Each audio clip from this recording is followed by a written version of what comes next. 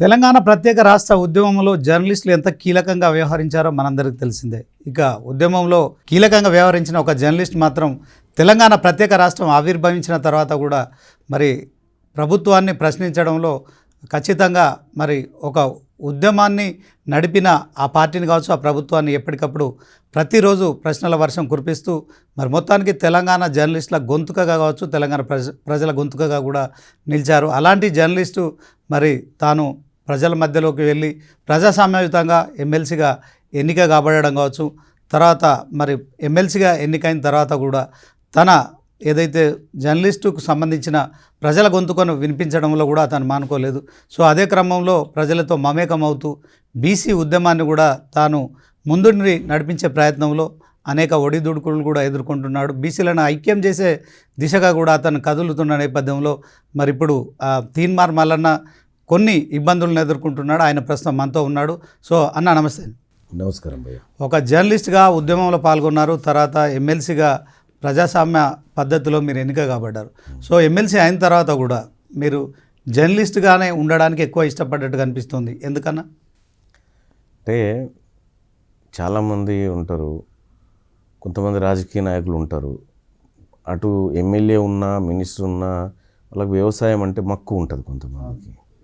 అంటే నాకు దాదాపు ఒక 20-25 సంవత్సరాల పాటు ఈ జర్నలిజం వృత్తితో అనుబంధం ఉన్నటువంటి నాకు ప్రజల సమస్యలు, ప్రజలకి మంచి జరగాలనేటువంటి ఒక తపన ఎమ్మెల్సీగా ఉన్నప్పటికీ డైలీ స్క్రీన్ ముందుకు వచ్చి ప్రజల కష్టసుఖాలు ఇవన్నిటినీ అసలు వాస్తవానికి ఒక జర్నలిస్ట్గా ఉన్నటువంటి సంతృప్తి ఎమ్మెల్సీగా చాలా తక్కువ ఉంటుందండి. నాకైతే నా విషయంలో ఎమ్మెల్సీ అనేది కొంతవరకు ఒక అధికారాన్ని, ఒక హోదాని మాత్రమే తీసుకురాగలుగుతుంది.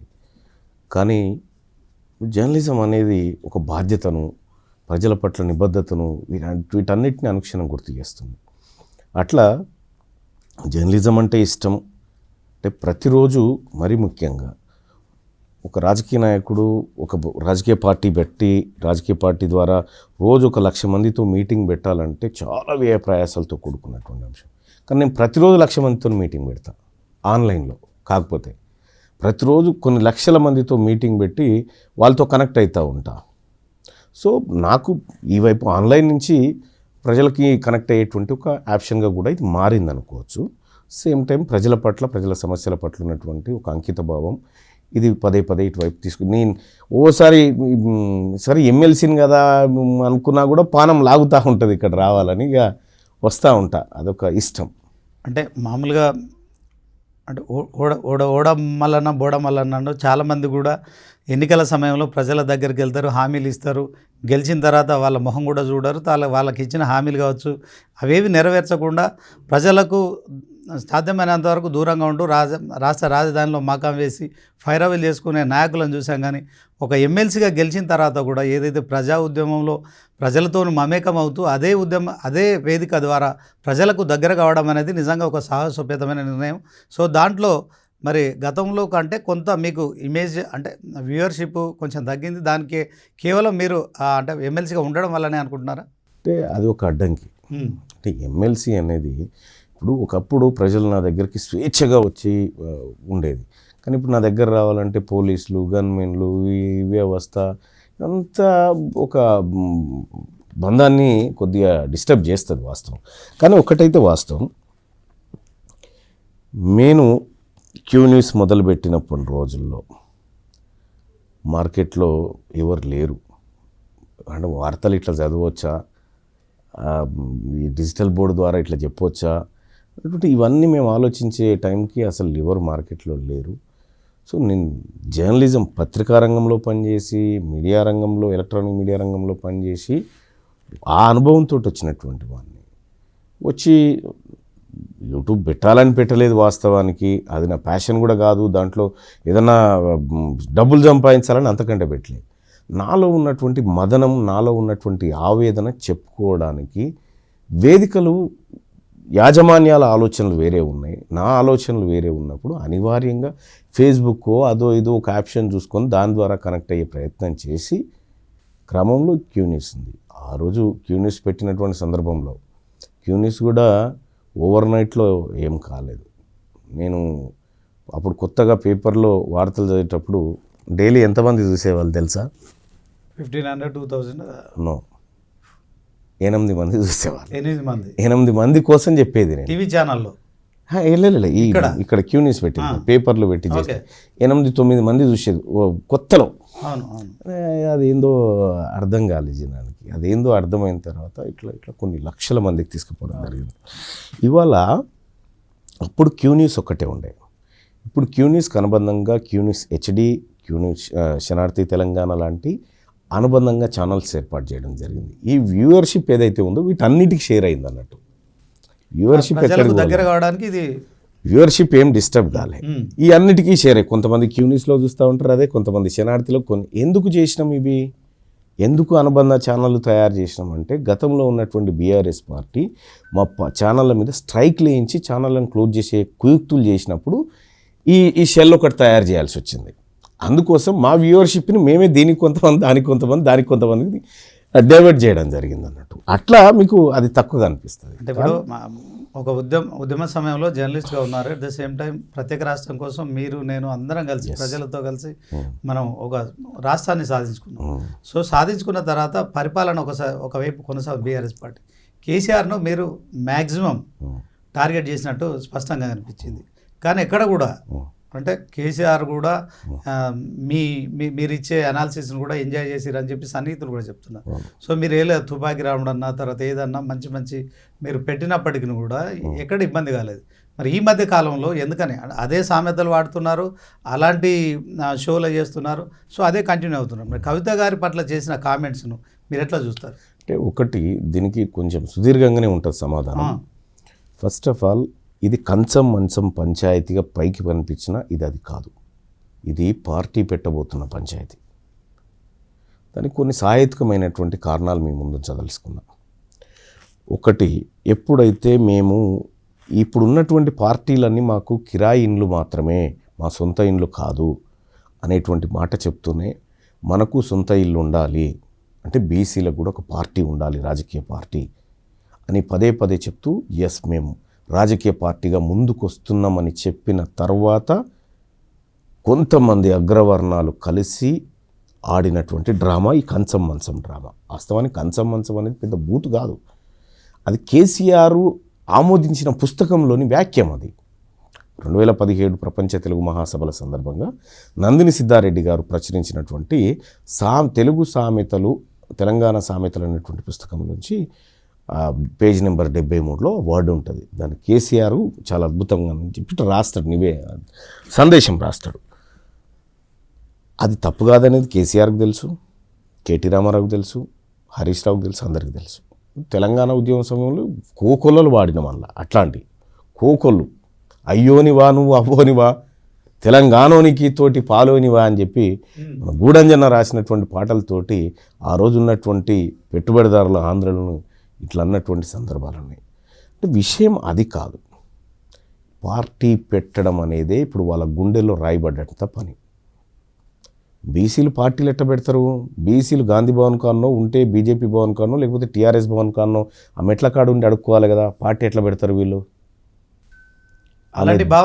అనేది దుర్మార్గమైనటువంటి ఆలోచనతో జరిగిన దాడి అది. ఆ హత్యాయత్నం జరిగింది ఏదైతే ఉందో అది. కేసీఆర్ అధికారంలో ఉన్నప్పుడు నేను కేసీఆర్, నేను కేటీ రామారావు, నేను హరీష్ రావు, నేను కవిత, అధికారం సంపూర్ణంగా వాళ్ళ చేతిలో, సిస్టమ్ మొత్తం వాళ్ళ చేతిలో ఉన్నప్పుడు నేను ఒంటరినై పోరాటం చేసిన వాళ్ళతో. ఆ రోజు దాడులు జరిగినాయి కానీ హత్యాయత్నాలు దక్కపోలే. ఆ రోజు అంత నీ దగ్గర పవర్ ఉన్నప్పుడే నువ్వు ఆ సాహసం చేయలేకపోయావు. రెండోది, ఇవాళ నీ చేతిలో పవర్ లేదు, మీ అమ్మా నాన్న నీ వెంటలేరు, మీ అన్నయ్య మీ బావ నేను పట్టించుకుంటలేరు, పార్టీ క్యాడర్ నీ వెనకాల లేదు, నువ్వు ఒంటరి. ఇప్పుడు ఒంటరి ఉండి పట్టబగటేలి ఒక అధికార పార్టీ కాంగ్రెస్ పార్టీ నుంచి గెలిచిన ఎమ్మెల్సీ మీద హత్యాయత్నానికి నువ్వు మనుషులను పంపించేంత ధైర్యం నీకు ఎక్కడి నుంచి వచ్చింది? అంటే ఈ అధికార పార్టీలో ఎవరు సపోర్ట్ చేసిరు నీకు? పక్కా నీ వెనకాల రేవంత్ రెడ్డి గారు ఉన్నారనేది ఇటీవల వార్తల ద్వారా అర్థమవుతా ఉంది. రెండోది, దీనికి బలమైంది దీనికి బలమైంది మళ్ళీ నువ్వు చేసినటువంటి వ్యాఖ్యలకు బలమైంది అంటే కరెక్ట్గా అడ్లూరి లక్ష్మణ్, వాకిటి శ్రీహరి, వివేక్ వెంకటస్వామి వీళ్ళు ముగ్గురు ప్రమాణ స్వీకారం చేస్తున్న సమయంలో యాక్చువల్గా ఆ రోజు ప్రమాణ స్వీకారం చేయాల్సింది 4, ఇంక్లూడింగ్ కవిత. చివరి గంటలో ఆమె పేరు తొలగించారు. చివరి గంటలో. అప్పటి వరకు ఆమె రెడీ అయిపోయింది, ఏది కాంగ్రెస్ పార్టీలో జాయిన్ అవుతూ ప్రమాణ స్వీకారంలో చేయడానికి. అంటే ఇది ఈ మధ్య కాలంలో జరిగింది కదా, చాలా రోజుల నుంచి జరుగుతుంది. అందుకే ఆమె శంషాబాద్ ఎయిర్పోర్ట్లో నాన్న దేవుడు చుట్టూ దయాలు ఉన్నాయి. అవన్నీ కారణాలు ఏంది అని అంటే కేసీఆర్ అనేటువంటి వ్యక్తి ఎంత కాదనుకున్నా కడుపున పుట్టిన బిడ్డ పట్ల ఏ తండ్రికైనా ప్రేమ ఉంటుంది. కానీ తన బిడ్డను కాదని బయటికి వెళ్ళగొడతా ఉన్నాడు పదే పదే. తన బిడ్డను పట్టించుకోవట్లేదు, ఆమెతో కనీసం మాట్లాడట్లేదు. బయటికి ఎందుకు వెళ్ళగొడుతుందంటే ఈ మహాతల్లి రేవంత్ రెడ్డి గారితో మిలాఖత్ అయ్యి బీఆర్ఎస్ పార్టీని కొలాబ్ చేయాలని కుట్ర పన్నింది. ఓకే, ఈ కుట్ర పన్నినటువంటి అంటే ఇప్పుడు బీఆర్ఎస్ పార్టీ అంత స్ట్రాంగ్ ఉందా అన్న? రేవంత్ రెడ్డికి అంత అవసరం కవిత లాంటి వాళ్ళని పెట్టాలి ఇప్పుడు ఉంటుంది కదా. ఇప్పుడు ఎప్పటికైనా రేవంత్ రెడ్డి గారు శత్రువుగానే భావిస్తాడు కదా బీఆర్ఎస్ పార్టీ. బీఆర్ఎస్ పార్టీని శత్రువుగానే, దాన్ని డిస్టర్బ్ చేయాలనుకోవడం సహజం. ఆయన ఒక్కడు కాదు, ఆయన ప్లేస్లో నేనున్నా గదే చేస్తా. అంటే ఎప్పుడు కూడా రాజు ఏం చేస్తాడంటే శత్రువులని డివైడ్ అండ్ రూల్ చేయడం అది సహజం, అది రాజనీతిలో భాగం. ఇక్కడ కవితకు రేవంత్ రెడ్డి గారి గతంలో నుంచి కూడా వాళ్ళకు వ్యాపారాలు కలిసిమెలిసి వ్యాపారాలు చేసినటువంటి చరిత్ర కూడా ఉంది కాబట్టి సో ఇట్లా ఇప్పటికీ అది ఉందంటారా? ఉండలేనిది ఎట్లుంటుంది. కానీ అయితే ఇదంతా జరుగుతున్నటువంటి క్రమంలో ఈ విషయం ఈమె కాంగ్రెస్లో చేరి నా సంగతి ఏందో తెలుసకపోతే లేకపోతే నన్ను పార్టీ అధ్యక్షురాలను చేయకపోతే నేను కాంగ్రెస్లో చేరుతాను బెదిరించి ఈ పని చేసింది కాబట్టే వాళ్ళు దూరం పెట్టింది. అంటే కవిత కేసీఆర్ ఉండగానే అధ్యక్ష పదవి కోసం పోటీ పడింది. రెండోది ఏంటంటే ఎవరైనా తదనంతరం పార్టీ అధ్యక్షుడు ఆమె మొన్న ఒక ఇంటర్వ్యూలో కూడా బీఆర్ఎస్ పార్టీ నాది అని చెప్తుంది కదా. అంటే ఆమెలో ఉన్నటువంటి ఆకాంక్ష బయటకు వస్తూ ఉంది కదా. అయితే ఆమె ఆ వ్యాఖ్యలు చేసిన తర్వాత ఇక ఆమెకి అక్కడ దారులు మూసుకుపోతున్న సందర్భంలో ఇక్కడ 42% రిజర్వేషన్ అంశం వచ్చింది. ఆ మీ సెకండ్ క్వశ్చన్కి కంటిన్యూషన్ ఇది. 42% రిజర్వేషన్కి సంబంధించినటువంటి మంత్రివర్గ సమావేశం అయింది.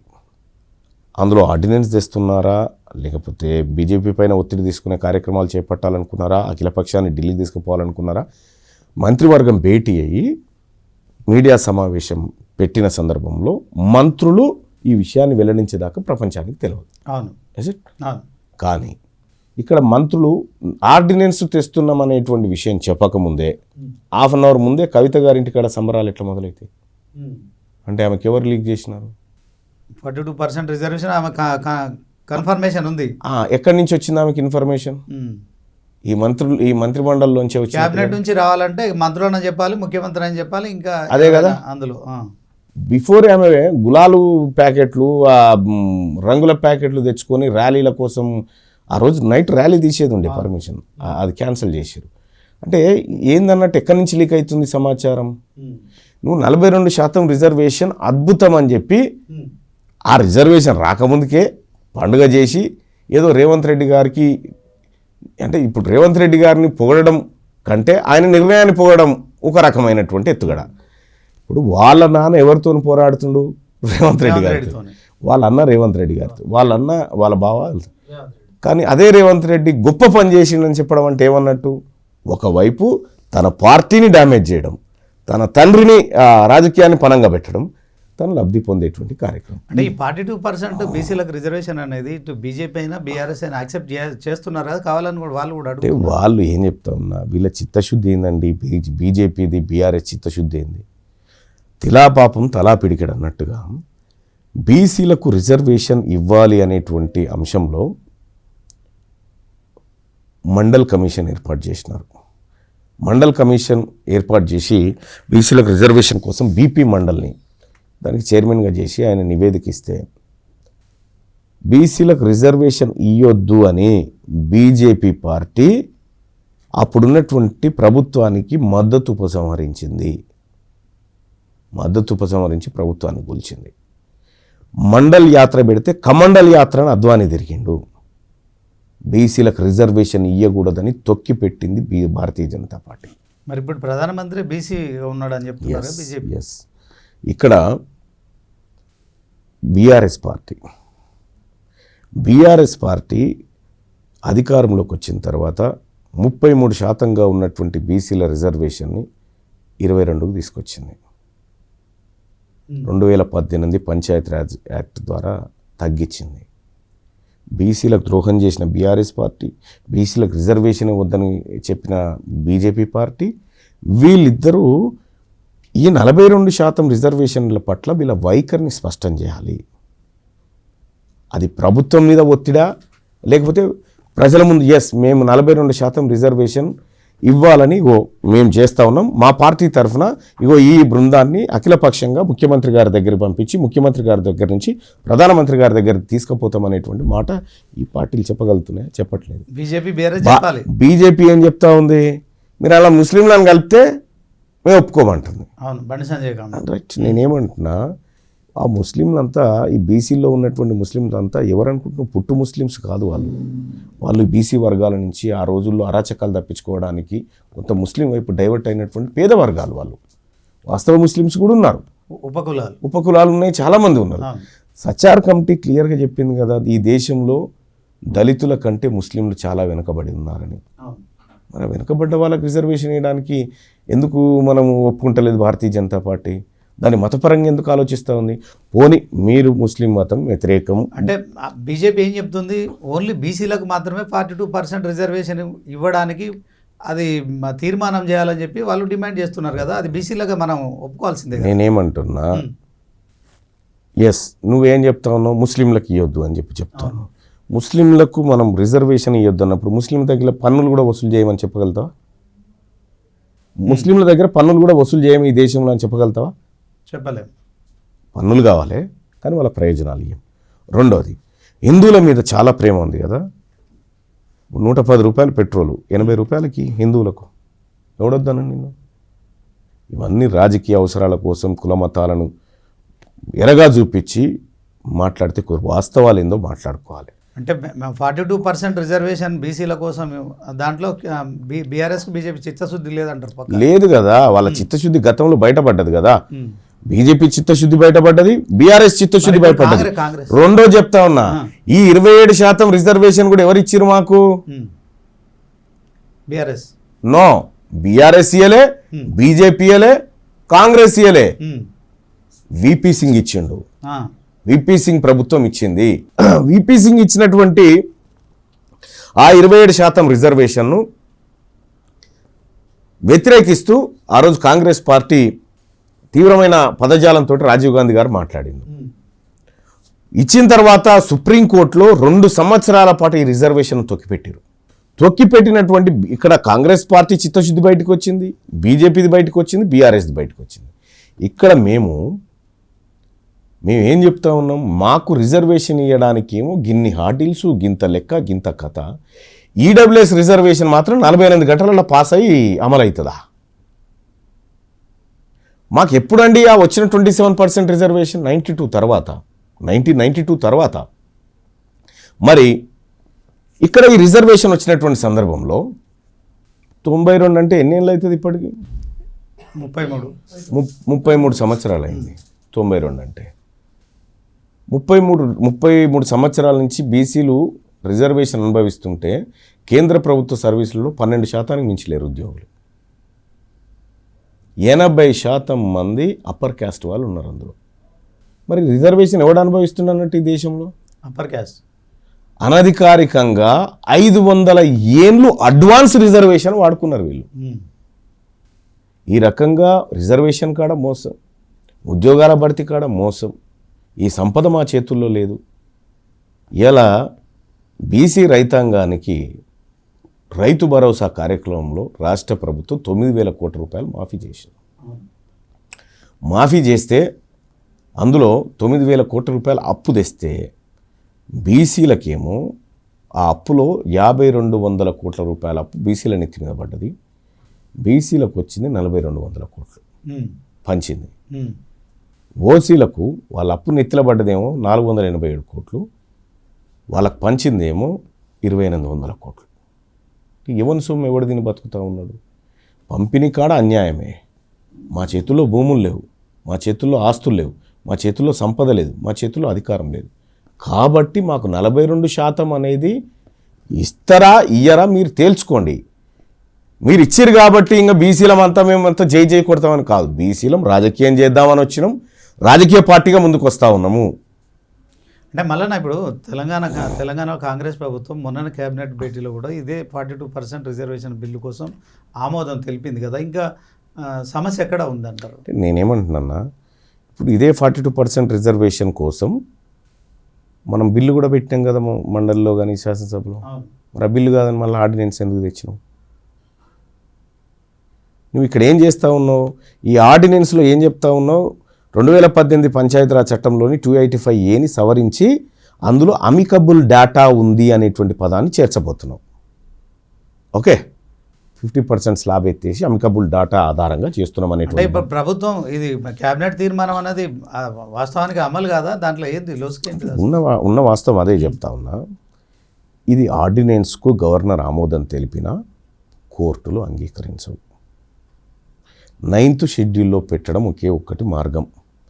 ఇక్కడ లోకల్ బాడీ ఎన్నికలకు సంబంధించిన ఆర్డినెన్స్ ఇది. మరి 42% రిజర్వేషన్ అనేది విద్య కోసం, ఉద్యోగాల కోసం, స్థానిక సంస్థల ఎన్నికల కోసం అని చెప్పినాం కదా. మరి స్థానిక సంస్థల ఎన్నికల అంశాన్ని ఒక్కదాన్ని ఎందుకు తీసుకున్నాం ఇందులో? ఉద్యోగాల విషయాన్ని, విద్య విషయాన్ని ఎందుకు తీసుకోలేదు? సో అంటే ఇచ్చిన 60,000 ఉద్యోగాల్లో కూడా బీసీలకు అన్యాయం జరిగింది కదా, కన్నం కూడా జరిగింది. ఇక్కడ బీసీలకు సంబంధించినటువంటి ఇచ్చే ఛాన్స్ ఉండి 42% మంత్రి పదవులు బీసీలకు ఇయ్యంగా ఎవరన్నా వద్దంటారా? రాజ్యాంగం అడ్డుకుంటుందా? పార్లమెంట్ ఏమన్నదే? రాష్ట్రపతి కూడా ఏమి ఇబ్బంది పెట్టడే? 42% సీట్లు బీసీలకు ఇవ్వడానికి అడ్డంకి లేనటువంటి టికెట్లు మీ దగ్గర ఉన్నాయి కదా, మీరు అవి మీ చేతులు ఉన్నాయి, మీరు ఇయ్యరు. 42% కాంట్రాక్టులు బీసీలకు మీరు ఇయ్యరు. రాని దాన్ని ఏదైతే చిక్కులు హార్డిల్స్ ఉంటే దాన్ని మనకు చూపెడతా ఉంటారు, ఇది మీకు ఇస్తామని చెప్పి. ఓకే, ప్రజల్లో అయితే ఒక చైతన్యం అయితే వచ్చింది ఏంటంటే బీసీలో ముఖ్యంగా 100% మాకు మా ఓట్లు మాకు సీట్లు కావాలని చెప్పి వచ్చింది. దాంట్లో మీలాంటి వాళ్ళు ఖచ్చితంగా చేసింది అయితే ముందుకు అడుగేస్తుంది.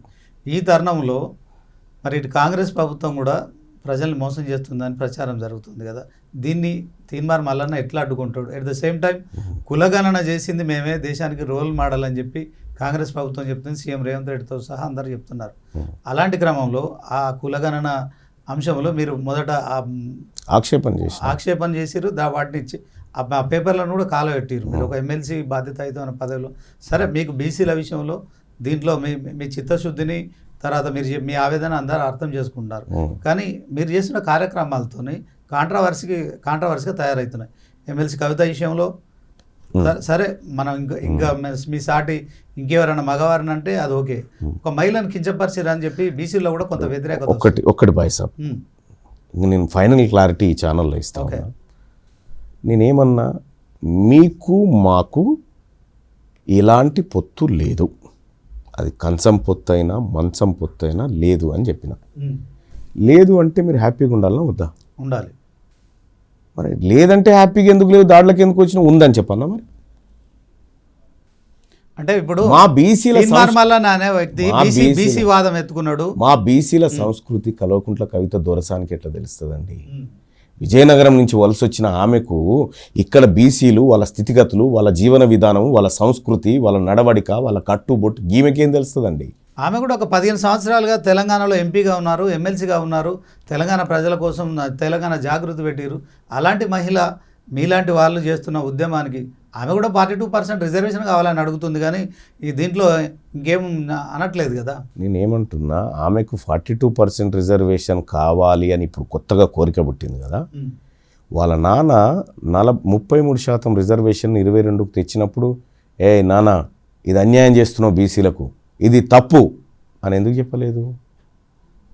ఆ మాట ఎందుకు అనలే? అప్పుడు నాన్న నిర్ణయించలేక పార్టీలో 2014 నుంచి 2018 దాకా తెలంగాణ క్యాబినెట్లో ఒక్క మహిళా మంత్రి లేకపోతే, నానా ఇది తప్పు, మహిళా మంత్రి ఉండాల్సిందే అని ఎందుకు చెప్పలేదు? 2014 నుంచి 2023 డిసెంబర్ 6 తారీఖు వరకు బీఆర్ఎస్ పార్టీ అధికారంలో ఉంది. పూలే విగ్రహాన్ని అసెంబ్లీలో పెట్టాలని ఎందుకు నిర్ణయం తీసుకోలేదు? అంటే అప్పుడు నాన్నకి ఎదురు చెప్పలేకపోయింది. తర్వాత ఇప్పుడు విషయం ఏంటంటే డ్రామా, ఇది పొలిటికల్ డ్రామా. ఆ అమ్మాయికి ఇప్పుడు ఎక్కడ ఏ ఒడ్డు దొరకట్లేదు. అటు తల్లిదండ్రులు, అంటే దీని వెనుక రేవంత్ రెడ్డి ఉన్నాడు అంటారా? కన్ఫర్మ్ చెప్తాను, తల్లిదండ్రులు అన్న బావ పట్టించుకోవట్లేదు. ఇటు కాంగ్రెస్లో చేరదామంటే చివరి క్షణంలో అది అడ్డుపోయింది. ఇప్పుడు ఆమె బీజేపీలోకి పోయే పరిస్థితి లేదు. ఇంకా ఏం చేయాలో అర్థం కాక నడి చౌరస్తాలో నిలిచిపోయింది కవిత. ఆమె ఎవరో మాటలని తిన్మార్ మల్లన్న మీదకి దాడులకు కొంతమందిని పంపితే పంపుండొచ్చు. సరే, వచ్చిన వాళ్ళు కూడా మందేవారు కాదు, మా పేద వర్గాల బిడ్డలే వచ్చి ఉంటారు. నేనైతే ఒకటి చెప్తా ఉన్నా కవిత గారికి సూచన, నువ్వు ఒంటరి అయిపోయినావు. ఈ క్షణంలో నీ పక్కకు ఉండాల్సింది రౌడీలు గుండాలు కాదు, మేధావులు ఆలోచన పరులు ఉండాలి. నిన్నెవడో రాంగ్ గైడ్ చేసినాడు, అది తప్పును సరిదిద్దుకో. అంటే ఇప్పటికీ కవిత తప్పు చేసింది ఏ విషయంలో అంటారు? ఇట్లా దాడులు చేయించి హత్యాయత్నాలు చేయించడం తప్పు ఈ కార్యక్రమం. ఓకే, అంటే తెలంగాణలో ప్రభుత్వంలో మీరు ఎమ్మెల్సీగా ఉన్నారు. తర్వాత మీలాంటి వాళ్ళకి ఇలాంటి రక్షణ లేకపోతే తీన్మార్ మల్లన్న నేను కూడా చాలాసార్లు చూసినా కానీ తీన్మార్ మల్లన్న మొహంలో ఒక ఆందోళన కనిపిస్తుంది. మరి శరీరానికి గాయాలైనాయి. వీటన్నిటిని తట్టుకొని తీన్మార్ మల్లన్న ఆ బీసీ వాదాన్ని తీసుకెళ్దామనుకున్న క్రమంలో ఇలాంటి వివాదాల్లో చిక్కుకోవడం కావచ్చు. సో బీసీలలో కూడా కొంత వ్యతిరేకత వస్తుంది. ఏం చెప్తారు? ఒకటి, తీన్మార్ మల్లన్న ఆందోళనో, భయమో, లేకపోతే పక్షపాతము, ఇంకోటి నా జీవితంలో నేను చూడరు కూడా. నేను ఒక లక్ష్యాన్ని ఎంచుకున్నప్పుడు దాని తొవ్వలో ఉన్న హార్డిల్స్ అన్నీ కూడా రాసి పెట్టుకుంటా, ఏమేమి హార్డిల్స్ ఉంటాయని. ఇది చాలా చిన్న విషయం నా దృష్టిలో, చాలా చిన్న విషయం. తీన్మార్ మల్లన్న ఎప్పుడైనా ఏ స్టెప్ వేసినా బలంగానే వేసినా, బలహీనంగా వేయలే. తీన్మార్ మల్లన్నతోని పెట్టుకొని పోయినటువంటి వాళ్ళు చాలా పెద్దవాళ్ళు ఉన్నారు. కేసీఆర్, కేటీఆర్ లాంటి వాళ్ళు నాతో కొట్లాడి అలసిపోయి అడబన్నారు. ఈమె పెద్ద లెక్కేం కాదు నాకు, అర్థమైంది. ఈమె చాలా చిన్న మనిషి, చాలా అంటే కొద్దిగా నాలెడ్జ్ తక్కువ ఉన్నటువంటి మహిళ. కాబట్టి ఆమె మీద నాలాంటి నాలెడ్జ్ అప్లై చేయడానికి కూడా నాకు ఇంట్రెస్ట్ లేదు. కాకపోతే నీ పక్క కాళ్ళు కాదమ్మా ఉండాల్సింది వీళ్ళని సూచన చేస్తా ఉన్న తోటి సభ్యులు. తీన్మార్ మల్లన్న ఇప్పుడు బీసీ వాదాన్ని నిలబెట్టడం కోసం, బీసీల కోసం పోరాడడం కోసం కావచ్చు, 42% రిజర్వేషన్లు అమలు చేయడం కోసం ఏం చేయబోతున్నారు? 42% రిజర్వేషన్లు అమలు చేయాల్సింది కాంగ్రెస్ పార్టీ, అది మల్లన్న కాదు. అమలు చేయకపోతే ప్రజాక్షేత్రంలో నిన్ను దోషిగా నిలబెట్టే ప్రయత్నం అయితే చేస్తా. రెండోది, రాజకీయంగా బీసీలను ఒకే వేదిక మీదకి తీసుకొస్తాం. బీసీ ఉద్యమకారులను, బీసీ సంఘాలను, ఎంబీసీ కులాలను, అలాగే మైనారిటీ సోదరులు అందరినీ కలుపుకొని తెలంగాణ రాష్ట్రంలో బలమైన రాజకీయ పార్టీగా బీసీలు అవతరించబోతూ ఉన్నారు. అన్ని ఎన్నికల్లో వాళ్ళ వాటా వాళ్ళు తీసుకోవడానికి సిద్ధమవుతారు. అంటే ఆ వేదిక ద్వారా, బీసీ వేదిక ద్వారా మల్లన్న దానికి నాయకత్వం వహించబోతున్నాడు. రాజకీయ పార్టీ పెట్టబోతున్నాడా? 100% రాజకీయ పార్టీ పెడుతున్నాం, డౌటే లేదు. దాని పేరు ఏమన్నా ఖరారైందా? పేర్లు ఇప్పుడు చెప్పదలుచుకోలేదు, కానీ రాజకీయ పార్టీ పెడతా ఉన్నాము. ఆ రాజకీయ పార్టీ పని కూడా దాదాపు పూర్తి అయిపోయింది, ఏం ఇబ్బంది లేదు. అతి త్వరలో రాజకీయ పార్టీ ఉంటుంది. మా బీఫామ్లు మేమే ఇచ్చుకుంటాం. కాంగ్రెస్ పార్టీ సింపతితోనే ఎమ్మెల్సీగా గెలిచిన మల్లన్న ఇప్పుడు కాంగ్రెస్ పార్టీ నుంచి సస్పెండ్ అయ్యారు.